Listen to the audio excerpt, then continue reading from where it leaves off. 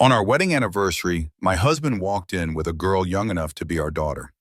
He sat her in my chair, in my daughter's old bedroom, in my home. I stayed quiet, almost invisible. But when he tried to take in everything we built, he discovered every penny was already mine. I'm glad you're here. Follow my story until the end and comment the city you're watching from so I can see how far my story has reached. The front door creaked open, letting in a shaft of afternoon light that cut across the polished hardwood floor. Evelyn Carter froze in place, the feather duster still in her hand, dust particles swirling in the glow like fragments of a dream she didn't recognize anymore. Her husband, Richard Carter, stepped inside with a peculiar energy that hadn't graced his aging frame in years. Beside him, glowing like a flame in the gloom of the foyer, stood Sienna Moore. 20 years old, auburn hair cascading in effortless waves, eyes sharp with ambition she barely tried to conceal. Richard placed his hand on the small of her back, a gesture that was far too intimate for a man of 67, introducing a guest to his wife of 42 years. "Evelyn," he said, clearing his throat as if preparing for a business presentation. "This is Sienna. She'll be staying with us for a while." Evelyn's throat went dry. The house she had tended, loved, and filled with memories suddenly felt foreign. She forced her lips into something that resembled a smile. "Nice to meet you," she managed, her voice distant even to her own ears. Sienna's smile was polished, practiced, but it never touched her eyes. "Richard has told me so much about you." She doubted it. That evening, Evelyn prepared Richard's favorite, pot roast, tender and simmered, just the way he liked it. The scent should have filled the kitchen with warmth, but instead it clung to her like a heavy fog. From the vent above the stove, the voices of Richard and Sienna carried down from his study. "She seems nice," Sienna said, her tone a deliberate mockery. "Yes, she's harmless, keeps to herself mostly," Richard replied, his voice dismissive. "Don't worry about her, she'll adjust." Adjust, as though she were an old armchair being shoved into a corner to make space for something newer, shinier. Evelyn's hand trembled as she set the table with china reserved for holidays. Her husband of 4 decades pulled out a chair, but not for her. He guided Sienna into Evelyn's place at the table, as if it were the most natural thing in the world. Evelyn sat across from them, her body present, her soul adrift. "This looks wonderful, Mrs. Carter," Sienna said sweetly, every syllable dipped in poison. "Please call me Evelyn," she replied automatically, etiquette shielding her even as her heart cracked. "Evelyn makes the best pot roast in the county," Richard boasted, his tone one of exhibition rather than affection.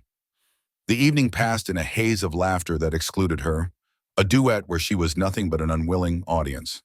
Evelyn listened to Sienna talk about business classes, about meeting Richard when he lectured at her college, how inspiring he'd been, how she'd sought his mentorship. Mentorship, an empty word dressed in deceit. Later that night, Richard claimed he didn't want to disturb her with his late-night reading. He slept in the guest room, leaving Evelyn alone in the cavernous bed they had once shared. She stared at the ceiling, the silence pressing down on her chest. How had 42 years unraveled into this? Had she missed the signs while she ironed his shirts, balanced his books, raised their daughter, built his dream into a firm that bore their name? The next morning brought no mercy. Evelyn entered the kitchen to find Richard and Sienna leaning close over their coffee, voices low and intimate. He straightened when he saw her, his tone carrying an authority she hadn't heard in decades. "Sienna will be staying indefinitely. Make up the blue bedroom for her." The blue bedroom, Claire's old room, preserved like a shrine to her childhood. Evelyn opened her mouth, but Richard cut her off. "It's time to clear it out anyway. Claire hasn't used it in years." His dismissal stung sharper than the steam rising from the coffee pot. "And Evelyn," he added, almost as an afterthought, "we'll be making some changes around here. Sienna has wonderful ideas for modernizing the place." As Evelyn climbed the stairs, her heart pounded against her ribs. Each step toward Claire's untouched room felt like walking into her own funeral. Behind her, Sienna's voice floated up, intimate and calculating. "How soon can we start looking at those portfolios you mentioned? I have so many ideas for your retirement planning." "Soon," Richard replied, his voice warm in a way it hadn't been for his wife in years. "I just need to sort out a few details first." That evening, Evelyn passed by Richard's office, a basket of laundry in her arms. Through the half-closed door, she heard his voice. Yes, everything's going according to plan. Evelyn doesn't suspect a thing. Once I move everything over, we'll be set. The basket slipped in her grasp, socks and folded shirts tumbling onto the floor. Her breath hitched, but she forced herself to keep quiet, to keep listening. Hours later, while Richard snored in the guest room, Evelyn crept into his office. His laptop glowed faintly in the dark. She read the emails, the messages exchanged with Sienna, plans for a future together, promises of financial security, all carved from the life she had built with her own hands. But as she clicked through file after file, something stirred deep within her chest. A memory. 5 years ago, during a tax audit, every asset, the house, the firm, the cabin, the investments, had been transferred into her name as a precaution. Richard had signed the papers without a thought, certain it meant nothing. He had forgotten. Evelyn closed the laptop, her pulse steadying. For the first time since Sienna walked through her door, she felt something stronger than heartbreak. She felt power. The house no longer felt like hers. Each corner whispered of the life Evelyn Carter had built with Richard, yet every whisper was drowned out by the sound of Sienna Moore's heels clicking across the floor, by the laughter that belonged to someone else. It was as though 42 years of history had been reduced to clutter, waiting to be boxed up and carried to the attic. Richard spoke of modernizing, of making space, of changes that sounded more like erasures. He moved through the house with a boyish excitement, guided by Sienna's opinions, blind to the woman who had built the very foundation beneath his feet. Evelyn said little. Silence had become her armor, but inside she was unraveling. Claire's room, the blue bedroom, became the battlefield. Each trophy Evelyn wrapped in newspaper felt like bearing a piece of her daughter's childhood. Sienna stood in the doorway, arms crossed, nails painted a shade too bright for a girl playing house with a man old enough to be her grandfather. You don't need to keep all that, she said casually, her eyes glittering with disdain. Richard says you're too sentimental. It holds you back. Evelyn kept her hand steady, wrapping another book in silence. I'm thinking mint green for the walls, Sienna continued, stepping further inside without permission. Much fresher. And that dresser? It has to go. Richard gave me a budget to redecorate. He wants me to feel at home here. At home. The words cut deeper than any insult. Evelyn lowered her gaze to the dresser. Claire's dresser, marked on the inside with pencil lines tracing her growth over the years. Richard had refinished it with his own hands when Claire turned 13. To Sienna, it was just old wood. To Evelyn, it was a chapter of her life. That night, Richard announced dinner guests. Clients, he said briskly, his attention fixed on his phone. I'll need you to prepare something impressive. Before Evelyn could respond, Sienna interjected smoothly. We should cater. Evelyn's cooking is fine, but they're more the gourmet type. Richard nodded, satisfied. Good thinking. So Evelyn watched from the sidelines as Sienna played hostess in her dining room, pouring wine into her crystal, laughing too loudly, placing her hand too often on Richard's arm. Evelyn carried in coffee like a servant, invisible in the home she had once ruled with quiet grace. Later, after the guests left, she overheard them again. Sienna's voice was low, insistent. We should start looking at vacation properties. Florida is perfect right now. Florida. Richard had always mocked the idea, calling it too humid, too cliché. Yet with Sienna, every old protest evaporated. Soon, he promised her, warmth in his tone, devotion in his eyes. That night, Evelyn could not sleep. She rose quietly and went to the safe. Inside, folders of documents lay neatly stacked. Deeds, accounts, insurance policies, every record of the empire they had built together. She spread them across the bed, her hands trembling as she traced the signatures. Each page confirmed what she already knew. Everything was in her name. 5 years earlier, their lawyer had recommended it during a potential lawsuit. Richard had joked as he signed the papers, "It's all yours anyway if I drop dead first." He had meant it lightly, but Evelyn now saw it as something far heavier. He had given her protection without realizing it. She returned the documents carefully, locked the safe, and sat in the dark. For the first time in weeks, her breathing slowed, her thoughts sharpened. Richard and Sienna could scheme, they could redecorate, they could pretend she was obsolete. But the truth was unshakable. Their future was built on ground that legally belonged to her. The following days revealed Sienna's boldness. She replaced family photos with abstract prints, moved Evelyn's favorite reading chair to the basement to make room for an exercise bike, rearranged the kitchen cabinets as if ownership could be claimed through control. Richard encouraged it all, his praise spilling out freely for Sienna, his criticisms directed toward Evelyn in small, stinging cuts. "You could learn from her," he said one evening, gesturing toward Sienna's designer dress. "She understands appearances in the business world." Evelyn's silence deepened, but inside something shifted. Grief was hardening into resolve. Each cruel remark, each careless dismissal was another stone in the foundation of her strength. One afternoon, she overheard them again in Richard's study.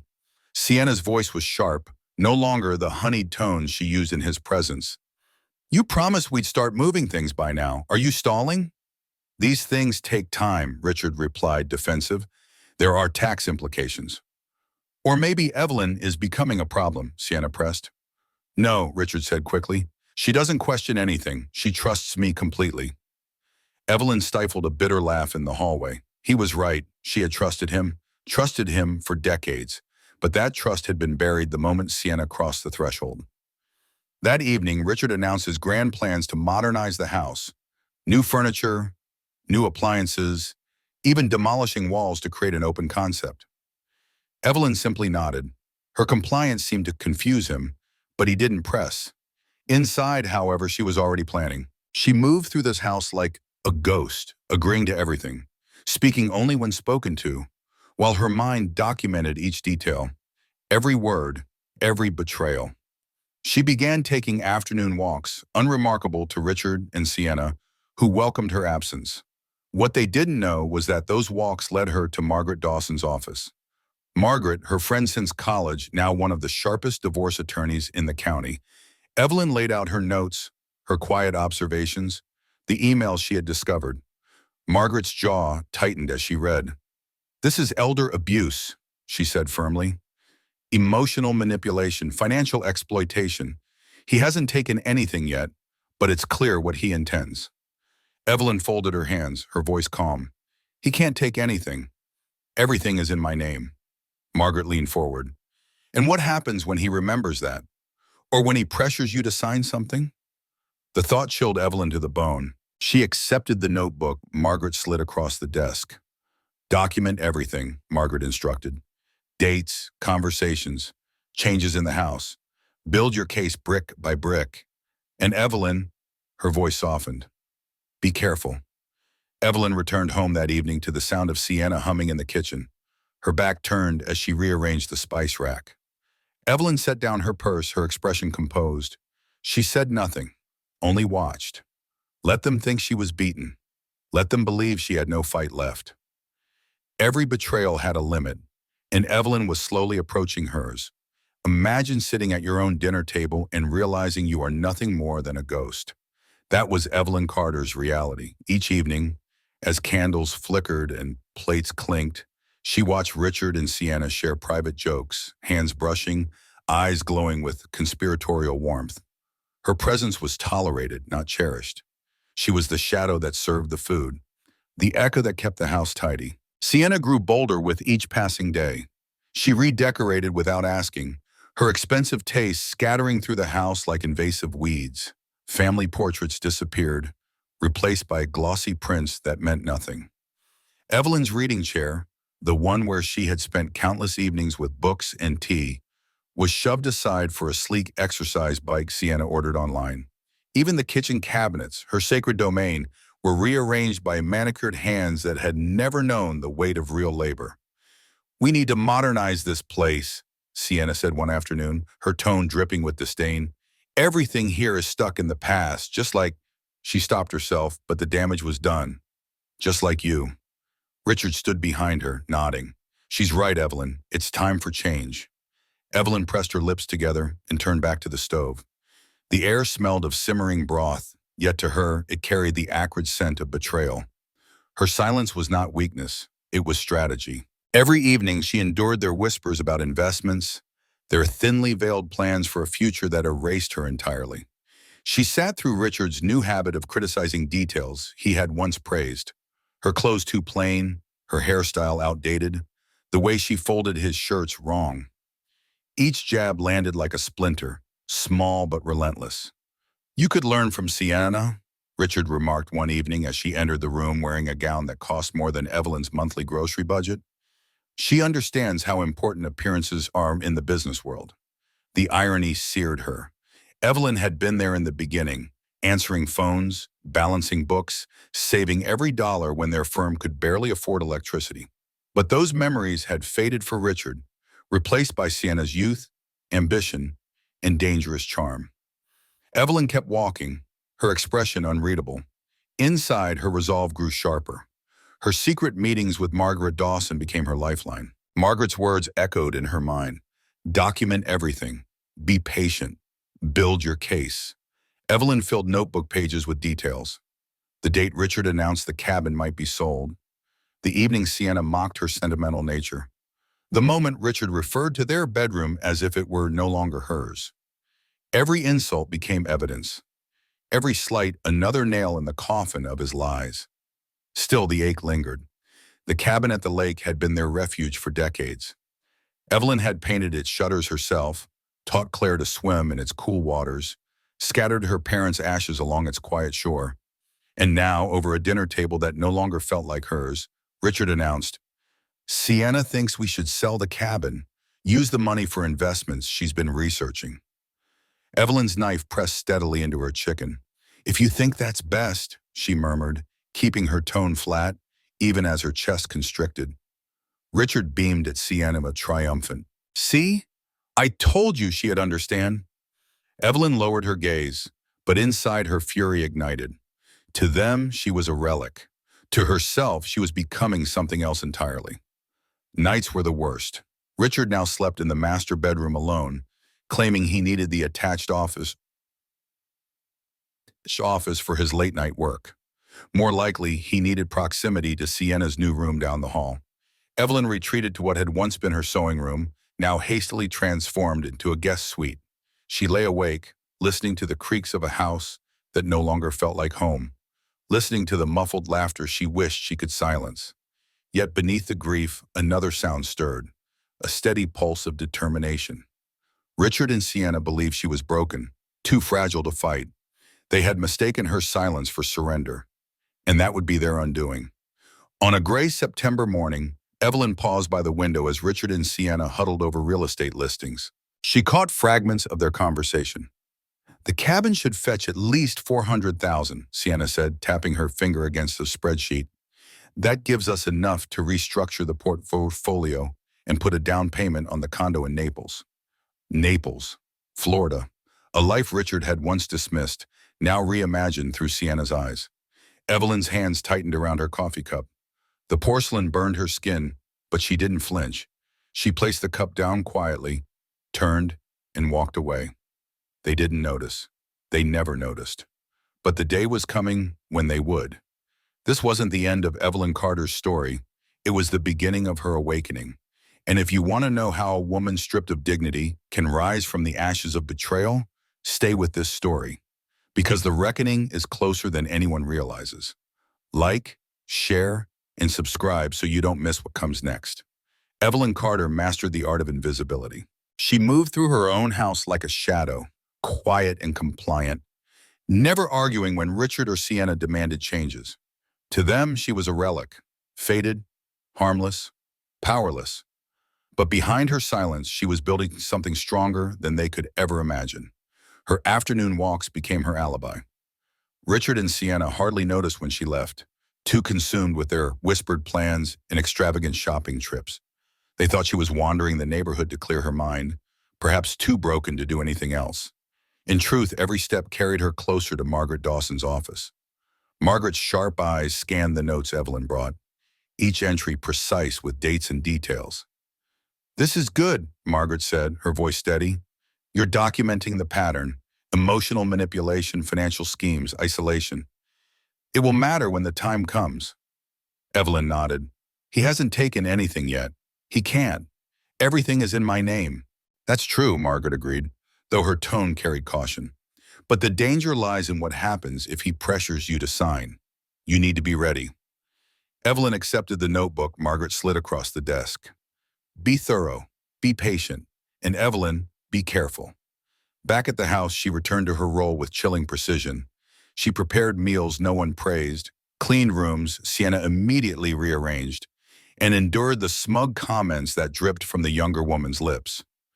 You really should let go of old things, Sienna would remark, tossing aside heirlooms Evelyn had cherished for decades. Richard says the past is holding you back. Evelyn's answer was always the same: silence. To Richard and Sienna, it meant submission. To Evelyn, it meant control. Every insult became another line in her record, every cruel dismissal another brick in the wall she was quietly constructing. One evening, as rain streaked down the windows, Richard announced his grand idea of selling the cabin by the lake. Evelyn kept her hands steady on her fork, cutting her chicken into neat pieces. The cabin had been their sanctuary. She had painted its walls with her own hands, and Claire had grown up chasing dragonflies along its shore. Her parents' ashes rested beneath the trees there. Sienna leaned forward, her eyes gleaming. The property values have tripled. It's just sitting there, empty. Financially, it makes sense. Evelyn swallowed her grief, her face calm. If you think that's best. Richard smiled triumphantly, turning to Sienna. See, I told you she'd understand. But Evelyn understood more than either of them realized. That night, she opened the safe again. She pulled out deeds, investment statements, insurance policies, her arsenal. She made copies of everything, careful to protect the originals. The documents proved what Richard had forgotten. The house, the firm, the cabin, the accounts, every single asset was hers. She tucked the copies into a folder, locked the safe, and walked through the house. Sienna had replaced photographs on the walls with sterile art, leaving blank spaces where family history once hung. The air smelled faintly of Sienna's perfume, a cloying sweetness Evelyn despised. Still, she carried herself with quiet dignity. Richard mistook her composure for resignation, and Sienna mistook it for weakness. Neither of them noticed the fire smoldering beneath her silence. Days bled into weeks. Richard grew more dismissive, his criticisms sharper. You never cared about appearances, he snapped one morning when she wore her old cardigan. Sienna understands presentation. That's why people respect her. Evelyn said nothing, though her chest ached. She remembered the early years of the firm, when she had juggled ledgers, phone calls, and clients while Richard built his reputation. Respect had been earned with sweat and sacrifice. Now it was reduced to designer clothes and hollow charm. One morning, she caught fragments of another conversation drifting from the study. Sienna's voice was sharp, impatient. I don't understand the delay. You promised me. Why haven't we started moving assets? Richard's tone was defensive. It's complicated. There are tax issues. Or maybe you're stalling, Sienna snapped. Is Evelyn becoming a problem? No, she doesn't question anything. Never has. She trusts me completely. Evelyn pressed her palm against the hallway wall, steadying herself as bitter laughter threatened to rise. Trust. Once, that word had been sacred between them. Now it was a weapon Richard wielded against her. Later that night, Richard announced his next plan. We're going to remodel the master bedroom. Open concept, new furniture. Sienna has brilliant ideas. Evelyn's reply was measured. Whatever you think is best. For a moment, his expression faltered, a flicker of unease crossing his face at her continued obedience. But he didn't question it. He believed she was beaten, incapable of defiance. What he didn't see was the notebook hidden in her dresser drawer, filling with every scheme, every whispered betrayal. He didn't see the copies of documents secured in a bank deposit box miles away. He didn't see the steel returning to Evelyn's spine. At night, in the solitude of her guest room, Evelyn studied the stars through her window. She thought of Claire and her grandchildren, of the legacy Richard was so ready to gamble away. The grief she had carried was transforming, reshaping itself into a weapon she could wield. Let them underestimate her. Let them dismiss her. Every day brought her closer to the moment when silence would no longer be her shield, but her sword. Every betrayal has a breaking point. For Evelyn Carter, that point was drawing closer with every day she spent living among strangers in her own home. The autumn air outside carried the sharp bite of change, but inside the house, suffocating tension grew heavier. Sienna Moore no longer bothered with polite facades when Richard wasn't around. Her mask slipped, revealing the sharp cruelty beneath. "Evelyn, be a dear and wash my sweaters," she said one afternoon, dropping a pile of expensive cashmere into Evelyn's arms. "They need special handling." Her tone was that of a spoiled daughter addressing a servant, not a guest speaking to the mistress of the house. Evelyn carried the sweaters to the laundry room without a word, but inside her fury burned. Each stitch, each thread she touched reminded her of how Sienna had woven herself into every corner of her life. Meanwhile, Richard's plans grew more reckless. He talked of selling the lake cabin, of liquidating assets, of new opportunities that made Evelyn's stomach knot. The cabin had been their refuge, the place where love had once been genuine, where Claire had laughed as a child in the summer sun. Evelyn held her tongue as Richard and Sienna spoke over breakfast, their heads bent close together over spreadsheets. "The cabin should fetch at least $400,000, Sienna said, her voice triumphant. "That's enough to restructure the portfolio and put a down payment on the condo in Naples." Naples, Florida. Evelyn felt the heat rise in her chest. Richard had always scoffed at the idea of Florida, but Sienna's wishes now shaped his every thought. Evelyn forced her hands to remain steady as she filled her coffee cup. She walked away, unnoticed, her silence hiding the storm inside her. That afternoon, she phoned Claire, her daughter. She could not bring herself to tell Claire everything yet. Not the full humiliation, not the betrayal. "You sound different, Mom," Claire said, her voice edged with worry. "Is everything okay?" "Just tired," Evelyn lied softly. "Your father's been busy with work." "At his age? I thought he was slowing down." Evelyn changed the subject, asking about her grandchildren, clinging to the warmth of their laughter through the phone. But when the call ended, she felt her resolve harden like steel. This fight was no longer just about her. It was about protecting Claire, her grandchildren, the legacy she had spent decades nurturing. That night, while Richard slept, Evelyn returned to the safe. She gathered copies of every important document, deeds, tax returns, insurance policies, and placed them in a new safety deposit box at a bank Richard didn't use. She tucked away proof of their shared history, of her rightful ownership. The quiet sound of the safe's lock clicking shut was more than reassurance.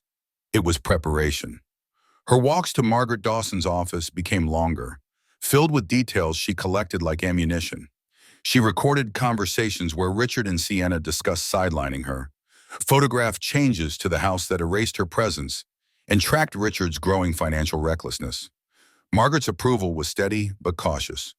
"You're building an airtight case," she said. "But patience, Evelyn. Let them make the first move." Patience was not Evelyn's gift, but she learned it. Every smile she forced, every nod she gave, every silence she offered was another stitch in the veil that hid her true strength. The storm finally cracked open one rainy Tuesday. From upstairs, Evelyn overheard Sienna's voice, sharp and cold. "I don't understand why we're waiting. You promised me we'd start moving assets. Is it me? Are you having second thoughts?" Richard's voice trembled with unease. "No, sweetheart. These things are complicated. Legal considerations take time." "Or maybe Evelyn's becoming a problem," Sienna accused. Richard was quick to defend himself. "No, she trusts me completely. She always has." Evelyn pressed her hand against her mouth to stifle the bitter laugh threatening to escape. Trust. The very word twisted like a blade. He was wrong. That trust had died the night he led Sienna through their door. Later, Richard announced plans to remodel the master bedroom, calling it a fresh start. Evelyn's reply was simple, quiet. "Whatever you think is best." Richard's relief was obvious, but beneath his confidence lay her secret victory. He had no idea she was preparing for his downfall. That night, alone in her room, Evelyn stared out the window as a storm raged in the yard. Lightning cracked across the sky, illuminating the maple tree they had planted together decades earlier. She remembered the nights when she and Richard had sat beneath candlelight during power outages, planning their future with laughter and dreams. The man who had shared those moments was gone, replaced by a stranger. Yet Evelyn herself was no longer the same woman either. Grief had carved her hollow, but resolve filled the space it left behind. Let them make their plans. Let them think she was weak. They would never see it coming when the storm finally broke. Because Evelyn Carter was done being a ghost. She was preparing to take back everything that was hers. And if you've stayed with her this far, you won't want to miss what comes next. The reckoning is on the horizon, and the moment Richard and Sienna realize the truth will leave you breathless. Like, share, and subscribe to follow Evelyn's fight to reclaim her life. The air inside the Carter household grew heavier as September gave way to October. Shadows stretched longer in the evenings, and with them came the weight of anticipation. Evelyn Carter moved quietly through her routines, folding laundry, setting the table, polishing silverware that no one appreciated. To Richard and Sienna, she appeared docile, compliant, her silence mistaken for defeat. But within her silence, Evelyn was building her war chest. She had perfected invisibility. The woman who had once kept the household humming with warmth now drifted like a ghost, nodding when spoken to, agreeing to every suggestion. Richard believed this meant she had surrendered. Sienna, impatient as ever, smirked with each small victory, her art prints replacing family photos, her perfume lingering in the hallways, her voice echoing in the dining room as though she were mistress of the house. But beneath that facade, Evelyn was preparing her countermove. Each afternoon, her walks led her to Margaret Dawson's office. There, in the quiet of polished oak and leather chairs, Evelyn delivered her latest notes, dates, conversations, even recordings of Richard and Sienna plotting, photographs of family heirlooms removed, receipts of Richard's lavish spending on Sienna, copies of credit card statements tucked neatly into envelopes. Margaret reviewed everything with sharp eyes. "You're ready," she said one evening, setting aside the pile of evidence. "All we need now is their attempt to act. When they push, we'll push back harder." Back home, Evelyn slipped once more into the mask of compliance.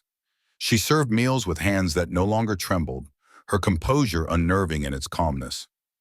Richard barely noticed. His attention was fixed on Sienna's laughter, her ambition, her demands. The breaking point drew near. Evelyn overheard them in the study one stormy night, their voices laced with tension. "I don't understand the delay," Sienna pressed. "You promised me. We were supposed to start moving the accounts weeks ago." Richard's reply carried unease. "It's complicated. There are legalities." "Or maybe you're afraid," Sienna shot back. "Maybe Evelyn isn't as harmless as you think." "She doesn't suspect anything," Richard insisted. "She's never questioned me. She never will." In the hallway, Evelyn's lips curved into the faintest smile. Let him believe that. The next morning, Richard announced his grand plan.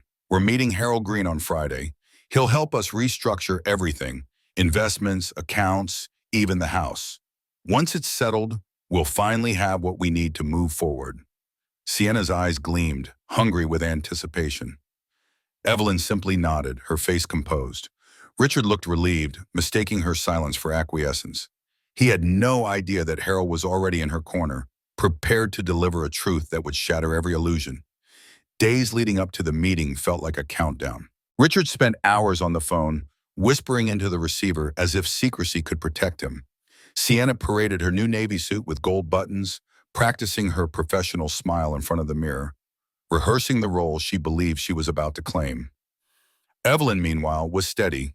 She organized her documents one final time, slipped copies into envelopes and placed them where they needed to be. She double-checked the evidence she had gathered for Margaret. She prepared dinner each night, her hands calm as she chopped vegetables, set the table, poured wine. Richard grew unusually attentive, perhaps uneasy about the betrayal he was orchestrating. He complimented her cooking, asked about her day, spoke with a gentleness that rang hollow after weeks of cruelty. "You see, Sienna," he said one evening, lifting his glass of wine, "Evelyn understands. Once everything is explained properly, she'll be on board." Sienna's smirk told Evelyn she wasn't convinced. But Evelyn didn't need her belief. She only needed their arrogance. The house hummed with false cheer on the night before the meeting. Richard paced the study, rehearsing the words he would say to Harold. Sienna lounged on the sofa, her eyes gleaming with anticipation, already imagining the life she believed was hers. Evelyn sat quietly in her room, the guest suite that had once been her sewing room, Staring out at the autumn sky, stars winked through the branches of the maple tree, the same tree she and Richard had planted decades earlier when their marriage was young and full of promise. She thought of that younger version of herself, a woman who had believed in forever. That woman had been betrayed, silenced, and nearly erased, but she had not been destroyed. When the morning came, bright and crisp, Richard hummed in the shower like a man on the brink of victory. Sienna emerged from her room, dressed in her suit, her smile polished, her confidence radiating. Harold appreciates punctuality, Richard reminded her, checking his Rolex. Of course, Sienna replied, smoothing her skirt.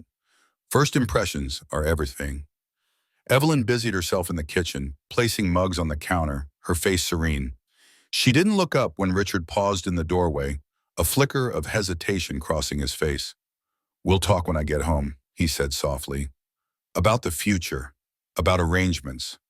Arrangements, as though she were furniture to be moved or an account to be closed. Evelyn met his eyes, her own expression calm and unreadable. She said nothing. The front door closed behind them. Evelyn watched through the window as Richard and Sienna climbed into the Mercedes, her seat, the seat she had filled for decades, now taken by the woman who had invaded her life. The car pulled out of the driveway, carrying them toward Harold's office, toward the reckoning they never saw coming. Evelyn picked up the phone and dialed Margaret. Her voice was steady, sharp, with quiet triumph. They're on their way, she said. It's time. They thought they had won. Richard Carter and Sienna Moore walked into Harold Green's office that morning, certain their future was secured. But arrogance blinds and arrogance destroys. Evelyn Carter imagined the scene as she sat at home, the steady tick of the grandfather clock marking every second. She pictured Richard explaining their restructuring plan, his voice confident. She pictured Sienna's polished smile, her eyes gleaming with triumph. And then she pictured Harold sliding the documents across the desk, the ones bearing Richard's own signature from 5 years earlier. The moment when his world, built on lies and vanity, collapsed beneath him. The phone rang. Margaret's voice carried through the line, calm but edged with satisfaction. They just left Harold's office. Richard looked like he'd seen a ghost.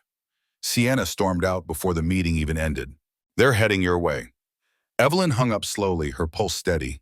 She sat in her favorite armchair, the one Sienna had tried to banish to the basement, her hands folded neatly in her lap. She did not move when tires screeched in the driveway. She did not flinch when the front door burst open. Sienna entered first, her heels stabbing the hardwood, her face twisted with rage. You, she hissed, her voice trembling with fury. You knew all along. Evelyn met her gaze, unblinking. Yes. Richard appeared behind her, ashen and frantic. Evelyn, I can explain. Explain what? Evelyn's voice was calm, sharpened by weeks of silence. How would you plan to discard 42 years of marriage? How you brought this girl into our home and expected me to serve her? Or how you forgot that everything we built together is legally in my name? Sienna spun on him, her anger now unrestrained. You told me it was yours. You promised me everything. Richard ran a trembling hand through his thinning hair. I thought it was. It was just paperwork, tax purposes. I didn't think. That's right, Evelyn interrupted. You never thought. Not about me, not about Claire, not about the life we built. You only thought about yourself. Richard stared at her as if seeing her for the first time. The obedient wife he had taken for granted was gone. In her place stood a woman who had endured betrayal and emerged unbroken. Sienna's fury flared hotter. She jabbed a manicured finger into Richard's chest. You ruined everything. Do you have any idea what I gave up for you? The opportunities I passed on? And now I find out you don't even control your own money? Please, Sienna, Richard pleaded. I can fix this. She shoved his hand away. Don't touch me. You're pathetic. A sad old man who can't even leave his wife properly.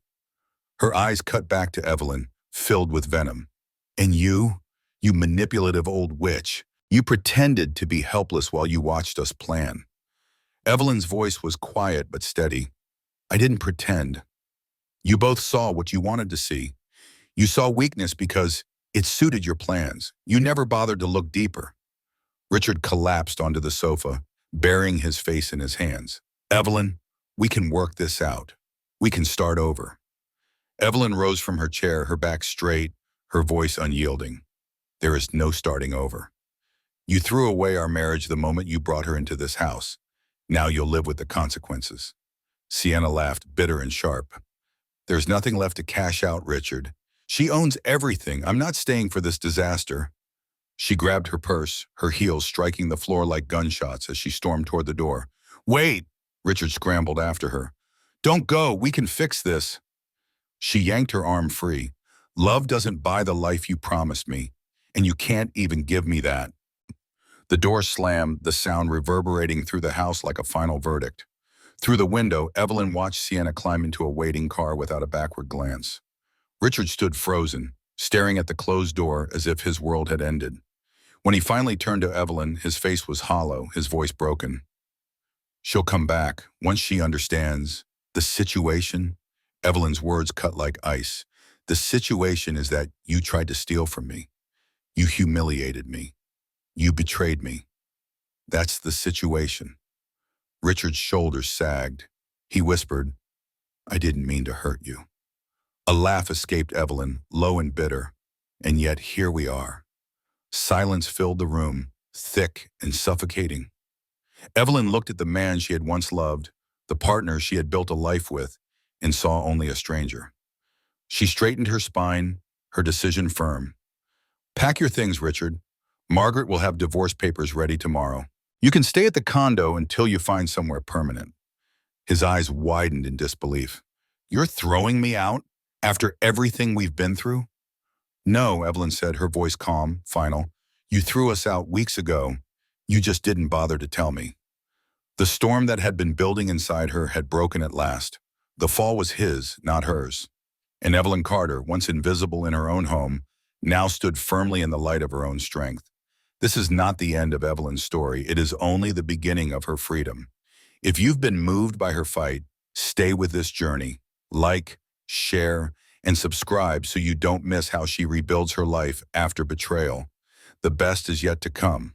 The days following the Sienna's dramatic exit unfolded like the aftermath of a violent storm. The house felt different. Quieter, yes, but not peaceful.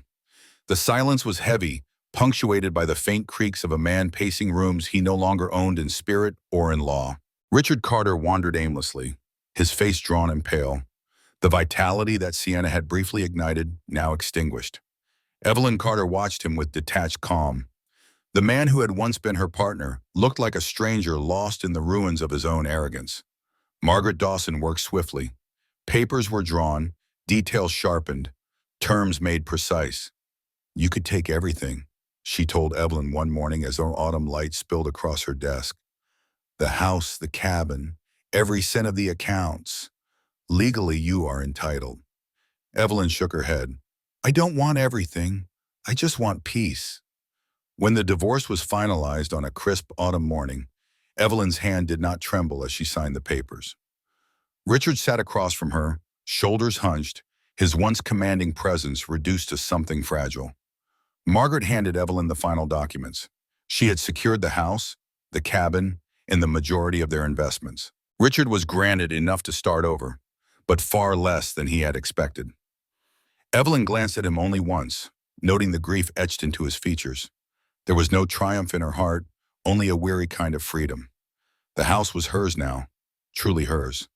The first change she made was to the bedroom.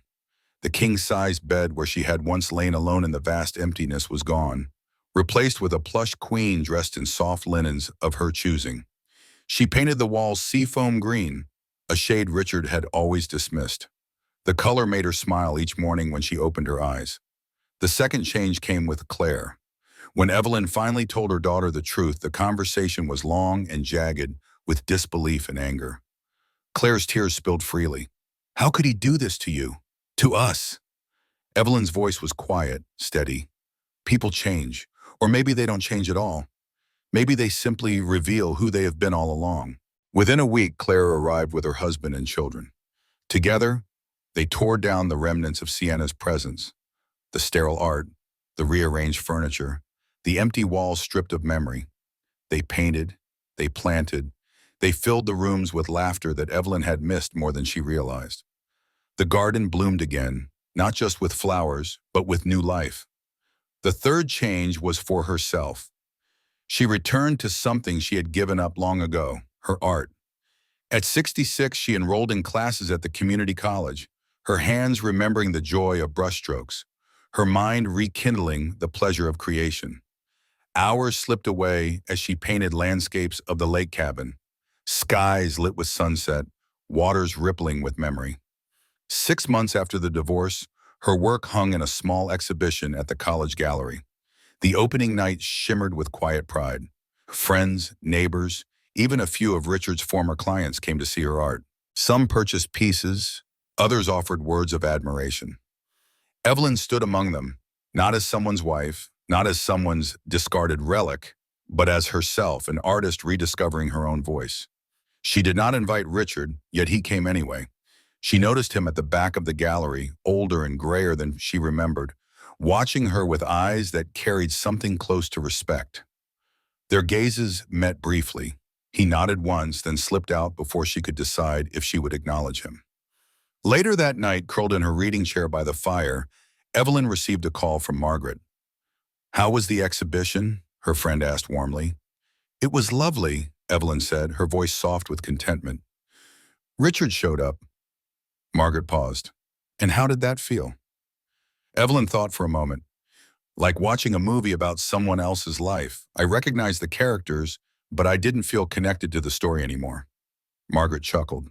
"That's one of the healthiest answers I've ever heard." Evelyn smiled faintly.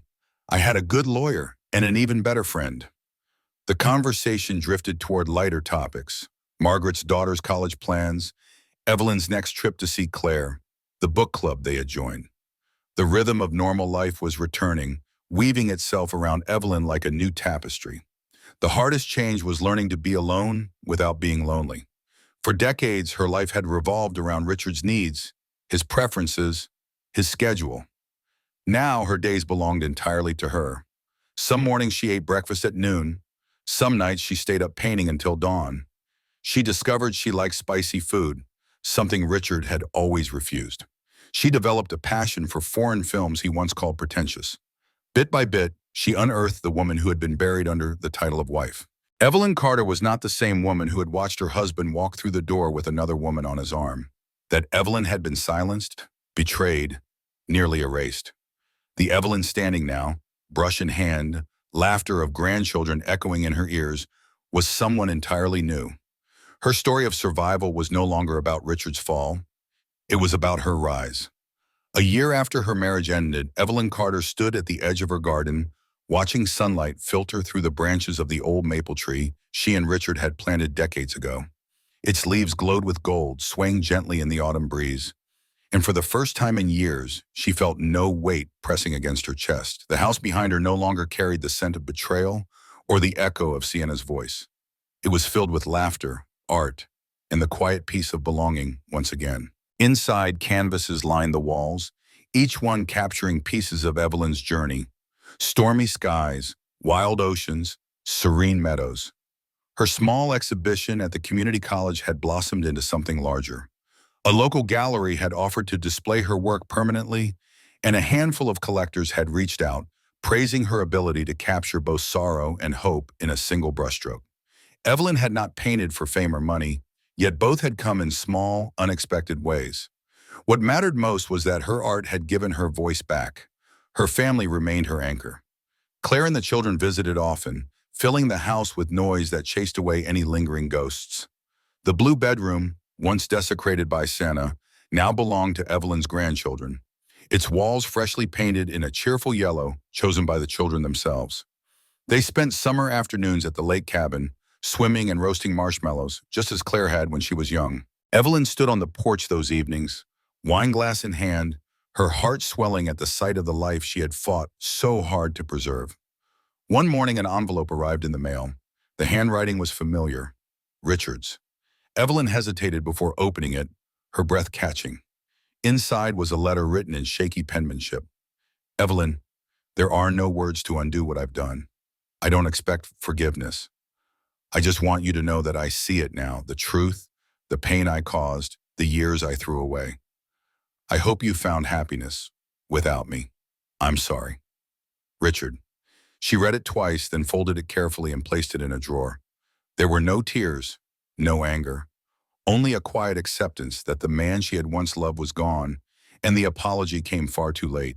She did not hate him anymore. She did not need to. He had carved his own downfall, and she had built her own rebirth. That evening, Evelyn hosted a gathering in her garden. Friends, neighbors, fellow artists, and family filled the space with chatter and music. Lanterns glowed softly among the trees, and tables overflowed with food and wine. Margaret Dawson raised a glass, her voice proud. To Evelyn, proof that resilience is stronger than betrayal, and that it's never too late to begin again. Evelyn lifted her own glass, her smile radiant. To new beginnings, she said, her voice steady and clear, and to the wisdom we carry forward. The crowd cheered, glasses clinking beneath the stars. Evelyn looked around at the faces illuminated by lantern light, feeling the warmth of belonging wrap around her. She was not defined by what she had lost. She was defined by what she had reclaimed. Later that night, as the last guest drifted away and the garden grew quiet, Evelyn stood alone beneath the maple tree. She closed her eyes, breathing in the cool autumn air. The past no longer haunted her. The present no longer hurt. The future stretched before her like an open canvas, waiting for the next stroke of her brush. Evelyn Carter had survived betrayal, endured humiliation, and faced abandonment. But she had risen from it all with dignity intact and spirit renewed. Her legacy was not the man who tried to break her, nor the woman who sought to erase her. Her legacy was strength, love, and the life she had built with her own two hands. Her story was not about endings, it was about beginnings. And as she walked back inside, the lanterns still glowing softly in the garden, she knew this truth. Freedom, once found, could never be taken away. Evelyn Carter was free. If Evelyn's journey has moved you, let her story remind you that no betrayal is final, no silence is permanent, and no life is too far gone to rebuild. Share her strength, pass on her resilience, and subscribe to follow more stories of survival, love, and rebirth.